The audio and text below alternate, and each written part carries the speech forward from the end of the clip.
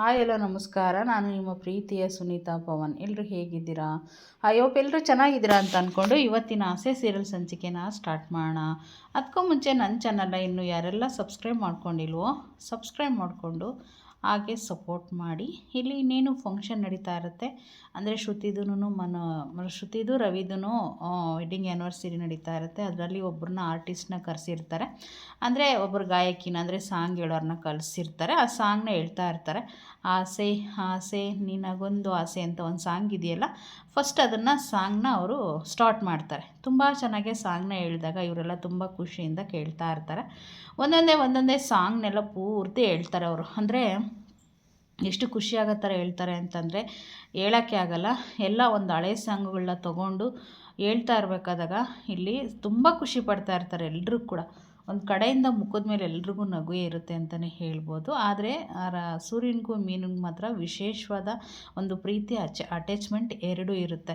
ಒಬ್ರಿಗೊಬ್ರು ನೋಡಿಕೊಂಡು ಸಿಕ್ಕಾಪಟ್ಟೆ ನಗ್ತಾ ಇರ್ತಾರೆ, ತುಂಬ ಎಂಜಾಯ್ ಮಾಡ್ತಾ ಇರ್ತಾರೆ ಇಬ್ಬರು ಕೂಡ. ಅವ್ರ ನಾಚಿಕೆಗೆ ಯಾವುದೇ ಮಿತಿನೇ ಇಲ್ಲ ಮೀನಾಗಾದರೆ, ಅಷ್ಟು ಖುಷಿ ಆಗ್ತಾ ಇರುತ್ತೆ. ಅವ್ನ ಭುಜದ ಮೇಲೆ ಮಲ್ಕೊಂಡು ತುಂಬ ಖುಷಿ ಪಡ್ತಾ ಇರ್ತಾಳೆ. ಇಲ್ಲಿ ಸೂರ್ಯ ಕೂಡ ಅಷ್ಟೇ, ಎಷ್ಟು ಮುದ್ದು ಮಾಡ್ತಾ ಇರ್ತಾನೆ ಹೆಂಡ್ತಿಗೆ. ಅವ್ರಿಗೂ ತುಂಬ ಖುಷಿ ಆಗುತ್ತೆ ಆ ಸಾಂಗ್ಗಳೆಲ್ಲ ಕೇಳಿಬಿಟ್ರೆ. ಒಂದು ಕಡೆ ಇಲ್ಲಿ ಹಾಗೆಯೇ ಶ್ರುತಿನೂ ಹಾಗೆ ರವಿ ಕೂಡ ಅಷ್ಟೇ, ಅವ್ರದ್ದೇ ವೆಡ್ಡಿಂಗ್ ಆ್ಯನಿವರ್ಸರಿ ಆಗಿರೋದ್ರಿಂದ ತುಂಬಾ ಖುಷಿಯಾಗಿ ಅವರು ಕೂಡ ಸಾಂಗ್ನ ಕೇಳ್ತಾ ಇರ್ತಾರೆ. ಅವು ಹಳೆ ಸಾಂಗ್ಗಳಾಗಿರೋದ್ರಿಂದ ಎಲ್ರಿಗೊಂದು ಅಟ್ಯಾಚ್ಮೆಂಟ್ ಅಂತಲೇ ಇರುತ್ತೆ. ಇಲ್ಲಿ ಇವರು ಕೂಡ ಅಷ್ಟೇ, ಮನೋಜನು ಹಾಗೆ ರೋಹಿಣಿ ಅವರು ಕೂಡ ತುಂಬಾ ಖುಷಿಯಿಂದ ರೊಮ್ಯಾಂಟಿಕ್ ಮೂಡಲ್ಲಿ ಇರ್ತಾರೆ ಅಂತಲೇ ಹೇಳ್ಬೋದು. ಮೂರು ಜೋಡಿ ಕೂಡ ಏನೋ ಒಂಥರ ಥ್ರಿಲ್ಲಾಗಿರುತ್ತೆ ಆ ಸಾಂಗ್ಸ್ ಎಲ್ಲನ. ಒಂದು ಹಳೇ ಸಾಂಗ್ಸ್ ಹಾಕೋದ್ರಿಂದ ಕೇಳೋದ್ರಿಂದ ಒಂದು ಗಂಡ ಹೆಂಡ್ತಿಗೆ ಒಂದು ಅನುಬಂಧನೇ ಉಂಟು ಮಾಡುತ್ತೆ ಅಂತಲೇ ಹೇಳ್ಬೋದು. ಅಷ್ಟು ಪ್ರೀತಿಯಿಂದ ಮೂರು ಜನನು ಫುಲ್ ಎಂಜಾಯ್ ಮಾಡ್ತಾರಂತಲೇ ಹೇಳ್ಬೋದು. 3 ಜನ ಅಲ್ಲ, 3 ಜೋಡಿಗಳು ಕೂಡ ತುಂಬ ಚೆನ್ನಾಗಿ ಎಂಜಾಯ್ ಮಾಡ್ತಾರೆ. ಇಲ್ಲಿ ಶ್ರುತಿ ಅಪ್ಪ ಅಮ್ಮನೂ ಅಷ್ಟೇ ತುಂಬ ಖುಷಿಯಿಂದ ಸಾಂಗ್ ಕೇಳ್ತಾರೆ. ಇಲ್ಲಿ ರಂಗನಾಥ್ ಸಕ್ಕರೆ ಅಂದರೆ ಶಾಂತಿ ಅವರು ಕೂಡ ತುಂಬ ಖುಷಿಯಿಂದ ಸಾಂಗ್ನೆಲ್ಲ ಕೇಳ್ತಾರೆ. ಅದೆಲ್ಲ ಆದಮೇಲೆ ಮತ್ತೆ ಇನ್ನೆಲ್ಲರೂ ಹೋಗಿ ಡ್ಯಾನ್ಸ್ ಮಾಡ್ತಾರೆ. ಅದು ಎಷ್ಟು ಸೂಪರ್ ಡ್ಯಾನ್ಸ್ ಅಂತಂದರೆ ಫ್ಯಾಮಿಲಿ ಡ್ಯಾನ್ಸ್ ಅದು. ಮತ್ತು ಆ ಕಡೆ ಈ ಕಡೆ ಶಾಂತಿಗೆ ಕ್ಲಾಸಿಗೆ ಬರ್ತಾರಲ್ಲ ಸ್ಟೂಡೆಂಟ್ಸು, ಅವರು ಕೂಡ ಬಂದಿರ್ತಾರೆ. ಅವರು ಕೂಡ ತುಂಬ ಚೆನ್ನಾಗಿ ಡ್ಯಾನ್ಸ್ ಮಾಡ್ತಾರೆ.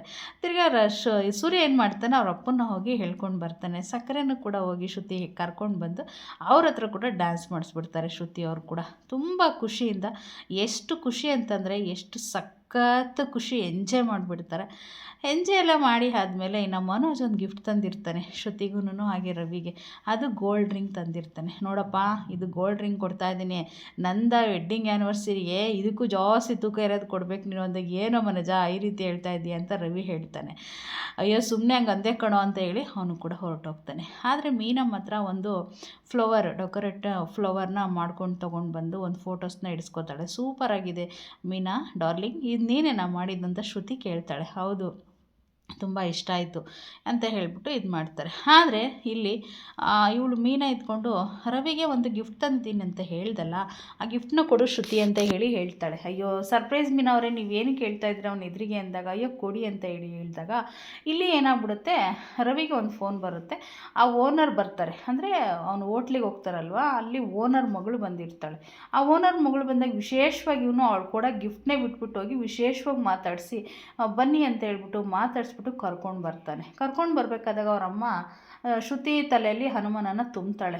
ಏನೇ ಶ್ರುತಿ, ನಿನ್ನೆದ್ರಿಗೆ ಇಷ್ಟೊಂದೆಲ್ಲ ಅವಳ ಹೋಗಿ ಹಗ್ ಮಾಡೋದೇನು, ಕೈ ಇಟ್ಕೊಂಡು ಕರ್ಕೊಬರೋದೇನು, ಕೂರಿಸೋದೇನು, ಕೇರ್ ಮಾಡೋದೇನು, ಏನೇ ಇದೆಲ್ಲ ಅಂದಾಗ, ಅಮ್ಮ ನೀನು ಸುಮ್ಮನಿರಮ್ಮ, ನನಗೆ ತಲೆ ಕೆಡಿಸ್ಬೇಡ, ಸುಮ್ಮನೆ ಇದ್ದರೆ ಸರಿ ನೀನು ಇವಾಗ ಅಂತೇಳಿ ಬೈತಾ ಇರ್ತಾಳೆ ಶ್ರುತಿ. ಆದರೆ ಬಂದು ಮತ್ತು ಜ್ಯೂಸ್ನೆಲ್ಲ ತೊಗೊಂಡೋಗಿ ಆ ಜ್ಯೂಸ್ನೆಲ್ಲ ಕುಡಿಸ್ಬೇಕಾದಾಗ ಬಟ್ಟೆ ಮೇಲೆಲ್ಲ ಚೆಲ್ಲಿದ ತಕ್ಷಣ ಅದನ್ನೆಲ್ಲ ಟಿಶ್ಯೂ ಪೇಪರ್ ತೊಗೊಂಡು ಕ್ಲೀನ್ ಮಾಡೋದೇನು, ಮುಟ್ಟಿ ಎಲ್ಲ ಮಾಡ್ತಾ ಇರ್ತಾನೆ ರವಿ.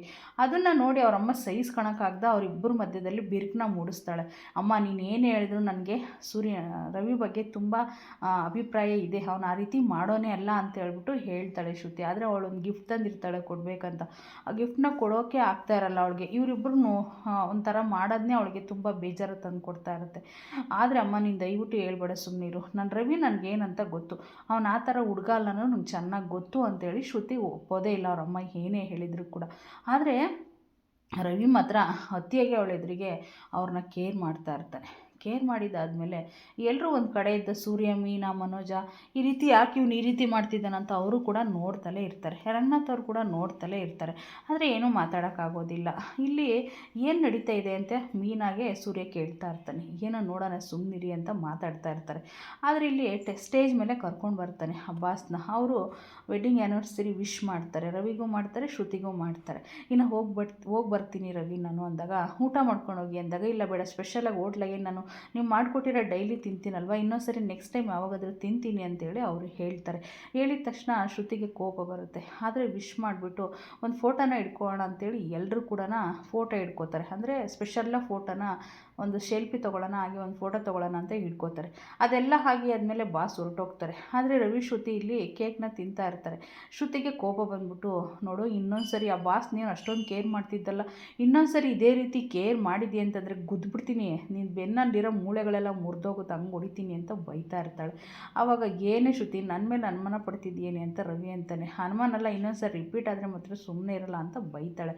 ಆದರೆ ಅವ್ರ ಅಪ್ಪ ಅಮ್ಮ ಬಂದು ಮಾತ್ರ ಅವಳು ತಲೆಗೆ ಚೆನ್ನಾಗಿ ತುಂಬ್ತಾರೆ. ನೋಡು ಶ್ರುತಿ, ನಮ್ಮ ಎದುರಿಗೆ ಇಷ್ಟೊಂದೆಲ್ಲ ಮಾಡೋನು, ಅವನು ಸಪ್ರೇಟಾಗಿ ಹೋಟ್ಲಿಗೆ ಹೋಗ್ತಾನೆ, ಬೇರೆ ಆ ಹೋಟ್ಲಲ್ಲಿಲ್ಲ ಏನೇನೆಲ್ಲ ಆಡ್ತಾನೋ ಗೊತ್ತೇ ಇಲ್ಲ.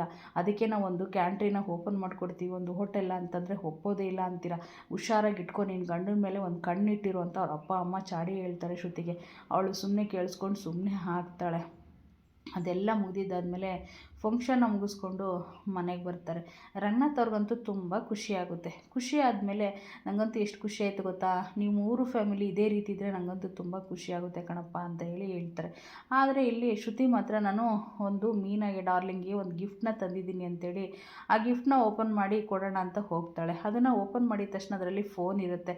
ಆ ಫೋನ್ ನೋಡಿ ಶ್ರುತಿ ಇದು ನನಗೆ ಅಂತ ಕೇಳ್ತಾಳೆ. ಹೌದು ಮೀನಾ ಡಾರ್ಲಿಂಗ್, ಇದು ನಿನಗೇನೆ ತಂದಿರೋದು ಅಂತ ಹೇಳ್ತಾರೆ. ಯಾಕೆ ಶ್ರುತಿ ಇದೆಲ್ಲ ತರಕ್ಕೆ ಹೋದೆ ಅಂತಂದರೆ, ಏನಿಲ್ಲ ನಿನಗೆ ಕೊಡಿಸ್ಬೇಕಂತ ಅನ್ನಿಸ್ತು, ಹಾಗಾಗಿ ನಾನು ನಿನಗೆ ಕೊಡಿಸ್ತಾ ಇದ್ದೀನಿ ಅಂತೇಳಿ ಕೊಡ್ತಾಳೆ. ತುಂಬ ಖುಷಿ ಪಡ್ತಾರೆ. ಆದರೆ ರಂಗನಾಥ್ ಅವ್ರು ಮಾತ್ರ ತುಂಬಾ ಖುಷಿ ಪಡ್ತಾರೆ. ಇದೇ ರೀತಿ ನನ್ನ ಫ್ಯಾಮಿಲಿ ಇದೇ ರೀತಿ ಇರಬೇಕನ್ನೋದು ನನ್ನ ಆಸೆ.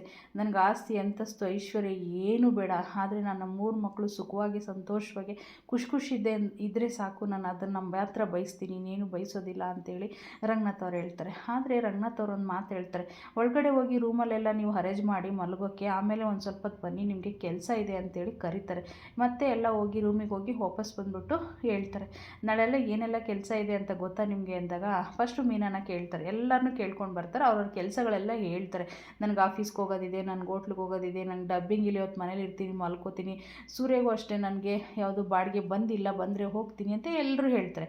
ಮೀನನ್ನು ಮಾತ್ರ ಕೇಳಿದಾಗ ಲಾಸ್ಟಿಗೆ ಮೀನೇ ಹೇಳ್ತಾಳೆ, ನಾನು ಬೆಳಗ್ಗೆ ಎದ್ದ ತಕ್ಷಣ ಎದ್ದು ರಂಗೋಲೆನೇ ಹಾಕಿ ರೆಡಿಯಾಗಿ ಮನೆಯೆಲ್ಲ ತೊಳೆದು ಕ್ಲೀನ್ ಮಾಡಿ ನಾನು ಲಕ್ಷ್ಮಿನ ಕೂರಿಸಿ ಲಕ್ಷ್ಮಿ ಪೂಜೆ ಮಾಡಬೇಕಂತ ಅಂದ್ಕೊಂಡಿದ್ದೀನಿ ಅಂದಾಗ ತುಂಬ ಖುಷಿಯಾಗುತ್ತೆ. ಅಯ್ಯೋ ನಾಳೆ ವರಲಕ್ಷ್ಮಿ ಹಬ್ಬನ, ಗೊತ್ತೇ ಇಲ್ವಲ್ಲ ನಮಗೆಲ್ಲ ಅಂತ ಹೇಳ್ಬಿಟ್ಟು ಎಲ್ಲರೂ ಮನೆಯವರೆಲ್ಲ ಹೇಳ್ತಾರೆ. ಹಾಗೆ ಹೇಳಿದ ತಕ್ಷಣ ಶಾಂತಿ ಮಾತ್ರ, ನಾನು ಎಲ್ಲರಿಗೂ ಕೆಲಸನ ವಹಿಸ್ತೀನಿ, ನೀವು ನನ್ನ ಕೆಲಸ, ನಾನು ನಿಮ್ಮ ಮನೆ ಯಜಮಾನಿ ಆಗಿರೋದ್ರಿಂದ ನಾನು ಏನೇನು ಕೆಲಸ ಹೇಳ್ತೀನಿ ಅದನ್ನು ಎಲ್ಲರೂ ಮಾಡಬೇಕು ಅಂತೇಳಿ ಒಬ್ಬೊಬ್ರಿಗೊಂದು ಕೆಲಸ ಹೇಳ್ತಾರೆ. ಮೀನಾ ನೀನು ಈ ಕೆಲಸ ಮಾಡು, ಫಸ್ಟು ಶ್ರುತಿಗೆ ಹೇಳ್ತಾರೆ, ಶ್ರುತಿ ನೀನು ಒಂದು ಕೆಲಸ ಮಾಡು, ಬೆಳಗ್ಗೆ ಎದ್ದ ತಕ್ಷಣ ಫ್ರೆಶ್ ಅಪ್ ಆಗಿಬಿಟ್ಟು ಒಂಚೂರು ಮನೆಗೆ ಅಡುಗೆ ಮಾಡೋಕ್ಕೆ ಹೆಲ್ಪ್ ಮಾಡು ಅಂತ ಹೇಳ್ತಾರೆ. ಒಂದೊಂದೇ ಕೆಲಸ ಎಲ್ಲರಿಗೂ ಭಾಗವಹಿಸ್ತಾಳೆ. ಆದರೆ ಮೀನಾಗೆ ಮಾತ್ರ ಜಾಸ್ತಿ ಕೆಲಸನೇ ಹೇಳ್ತಾರೆ. ಆದರೂ ಕೂಡ ಅವಳು ಬೇಜಾರು ಮಾಡ್ಕೊಳ್ಳಲ್ಲ. ಮಾಡ್ತೀನಿ ಬಿಡಿ ಅತ್ತೆ, ನಾನು ಎಲ್ಲ ಕೆಲಸನೂ ಮಾಡ್ತೀನಿ ಅಂತೇಳಿ ಒಪ್ಕೊಂಡು ಬೆಳಗ್ಗೆ ಅಷ್ಟೊತ್ತಿಗೆ ಎದ್ಬಿಟ್ಟು ರೆಡಿಯಾಗಿ ರಂಗೋಲಿನ ಹಾಕ್ತಾ ಇರ್ತಾಳೆ. ಅಲ್ಲಿಗೆ ರಂಗನಾಥ್ ಅವ್ರು ಬಂದು, ಏನು ಮಗು ರಂಗೋಲಿ ಹಾಕ್ತಾ ಇದೆಯಾ ಅಂದಾಗ, ಹೌದು ಮಾವ, ನಿಮಗೆ ನಾನು ಈ ರಂಗೋಲಿನ ಮುಗಿಸ್ಬಿಟ್ಟು ಕಾಫಿನ ತಂದುಕೊಡ್ತೀನಿ ಅಂದಾಗ, ಸರಿ ಮಗು ಆಯಿತು ಅಂತ ಒಪ್ಕೋತಾರೆ.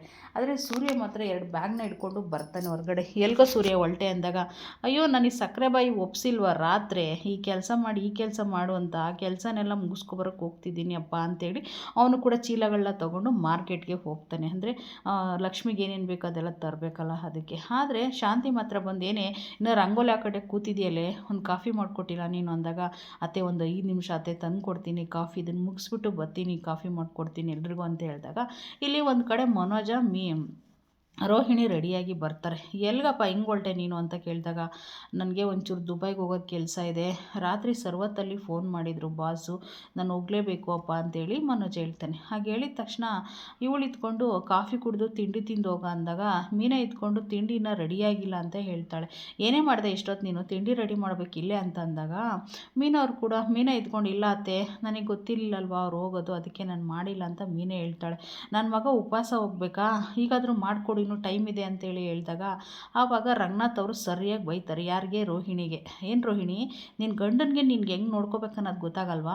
ನಿನ್ನ ಗಂಡ ಹೋಗ್ತಾನಂತ ನಿನಗೆ ಗೊತ್ತಿತ್ತು ತಾನೇ? ಬೆಳಗ್ಗೆ ಎದ್ದ ತಕ್ಷಣ ಎದ್ಬಿಟ್ಟು ತಿಂಡಿ ಮಾಡಿಕೊಡ್ಬೇಕಿತ್ತು ನೀನು. ಎಲ್ಲ ಮೀನಾಗೆ ಹೇಳಿದ್ರೆ ಮೀನ ಯಾವುದಂತ ಕೆಲಸ ಮಾಡ್ತಾಳೆ? ಅದು ಗೊತ್ತಾಗಿರೋದೆ ಇವಾಗ ಆ ಮಗುಗೆ. ಆ ಮಗು ಏನು ಮಾಡುತ್ತೆ? ನಿಮ್ಮ ಗಂಡಂದ್ರೆ ನೀವು ಹೆಂಗೆ ನೋಡ್ಕೋಬೇಕನ್ನೋದು ನಿಮಗೆ ಗೊತ್ತಾಗಲ್ವಾ? ನನಗೆ ಬೆಳಗ್ಗೆ ನನ್ನ ಹತ್ರ ನೀವು ಬೈಸ್ಕೊಳಕ್ಕೆ ಇಟ್ಕೋಬೇಡಿ. ನನ್ನ ಹತ್ರ ಯಾವಾಗ ಬೈಸ್ಕೊಳ್ಳೋದ್ರಲ್ಲೇ ನಿಮ್ಗೆ ಯಾವಾಗ ತೃಪ್ತಿ ಆಗುತ್ತಲ್ವ? ಹಬ್ಬದ ದಿನವೂ ಬೈಸ್ಕೋಬೇಕಾ? ನಿಮ್ಮ ಗಂಡಂದ್ರೆ ನೀವು ನೋಡ್ಕೊಳ್ಳೋಕ್ಕೆ ನಮ್ಮ ಪರ್ಮಿಷನ್ ತೊಗೋಬೇಕಾ ಅಂತ ಬೈತಾನೆ. ಇದಾಗಿತ್ತು ಇವತ್ತಿನ ಸಂಚಿಕೆ. ಮತ್ತೆ ನಾಳೆ ಸಿಗ್ತೀನಿ.